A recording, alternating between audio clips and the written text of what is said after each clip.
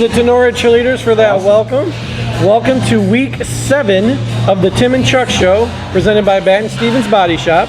I am Tim McDonough, joined by my esteemed colleague Chuck Martinez-Brandon. And Chuck, we talked about the cheerleaders in the past, and we talked about them not being able to hold the banner, but week after week, when Ethan gets the cheerleaders to do the introduction, they do a great job. They do a great job, and nobody fell down.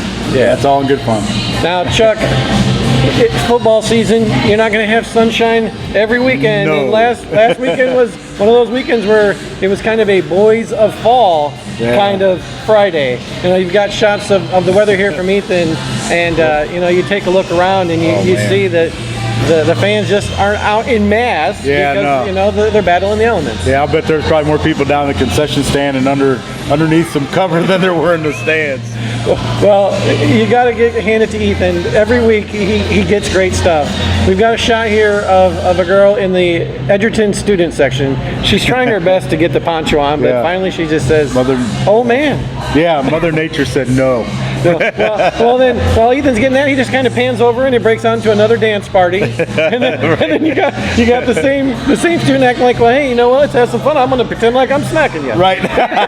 I mean, it's just fun. And now, also in the Edgerton Heat student section, we've got the Heat Miser. Wow, Check out the wig. Check out, he puts the flag on like a cape. They're just having fun. I usually wait for Christmas time before I get to see him, so he made an early appearance. That's awesome. In October. Oh, that's some good stuff, Chuck. So, Chuck, let's show some more clips here. We just talked about the weather. When it rains, that ball gets slippery, doesn't it? Oh man, you know, it gets just slick and slimy, and you know, I tell guys, hey, I don't care if you run down the field with both arms covering the ball, just don't fumble it. Do what you have to do to secure it. It's hard. Well, you saw these clips here. Ethan's got the ball slip sliding everywhere. Yeah, it is. It makes it interesting sometimes. Sometimes that can be the ultimate nullifier of things. Yeah, well, last week we had some footage of Braden Frederick of Defiance, and this week we're going to highlight Spencer Martin.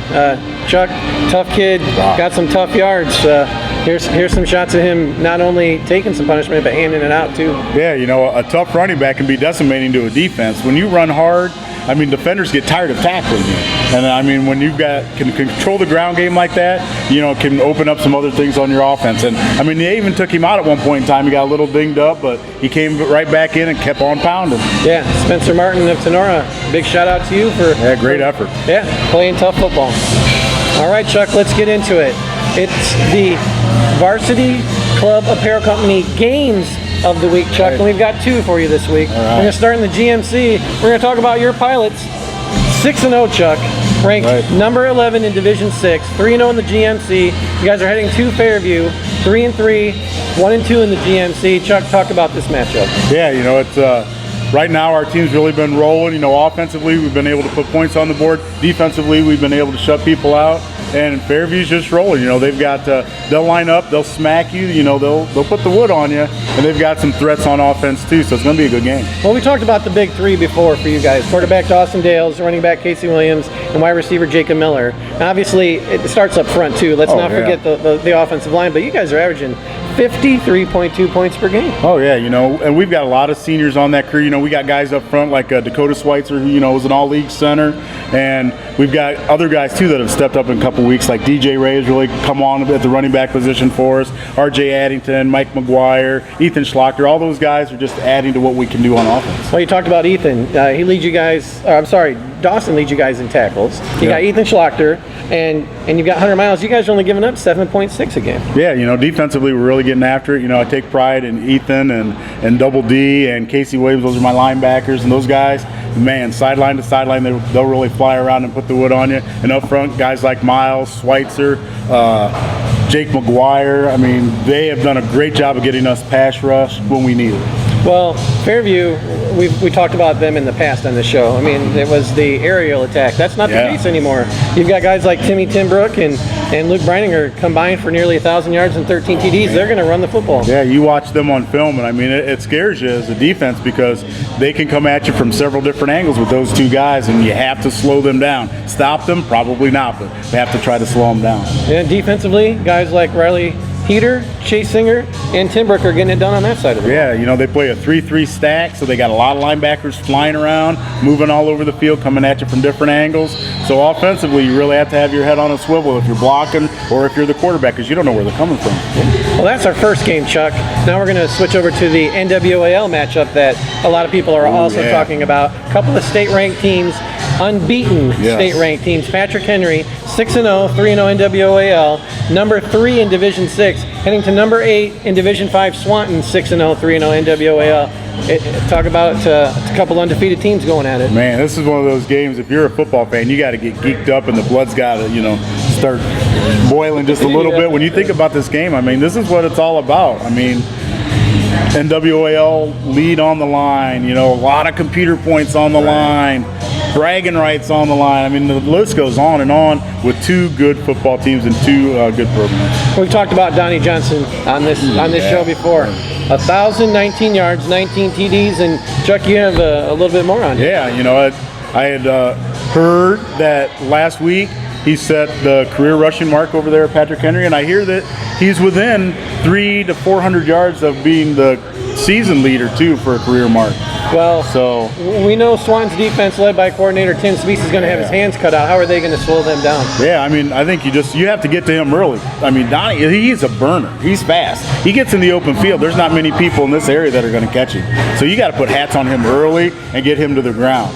Yeah, now Swanton offensively, guys like Michael Lonazak, Tim Rankin, and their quarterback Mark Speece, they're getting it done. Obviously for Swanton, they're unbeaten too. Yeah, you know, and offensively, I think their passing game is starting to catch up with where their running game was, and that makes them that much more dangerous because they do have that receiving threat, and they like to take their shots down the field. That'll just loosen up that PH defense. Gunnar Oaks is that receiving threat. He comes in with 5 TDs, but he's got a lot of catches and a lot of yards too. That should be a whale of a ball game.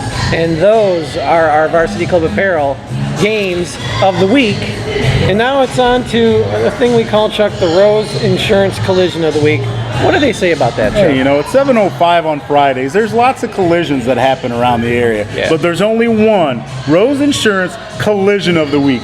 All right, what do we have, Chuck? Well, you know, it is coming from that Tenora-Edgerton game last week, and you know what? There must have been a bobblehead promotion last week, Tim, that I didn't know about, because Derek Blue from Edgerton takes the handoff, goes around the end, but Tenora's Austin Davis gets a little weeble wobble on the head going with laying the smack down.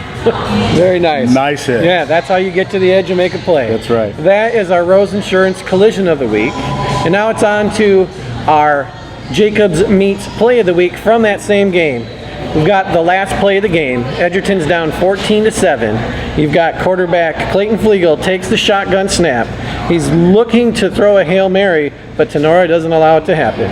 You've got Tenora's 5'11", 275-pound lineman Derek Smith closing in quickly. Corey Backhouse comes in. The two of them take him down, clean him up. But here's the jubilation, Chuck. You've got number 63, Scott Worster. 6'2", 275 pounds. Check out the celebration. Oh, yeah. Gotta love it when big men do jigs. I love it. Dancing around and finding someone to celebrate with. Chuck, that is your Jacobs Meets Play of the Week. Now, Chuck, we've come to the part of the show where each and every week you let people know things that they may not know. So, any words of wisdom? You know, what's on my mind? Coaches are always talking about finishing. Finish the play. Finish the half. Finish the game strong. I think we're done. I'm finished. See you next week.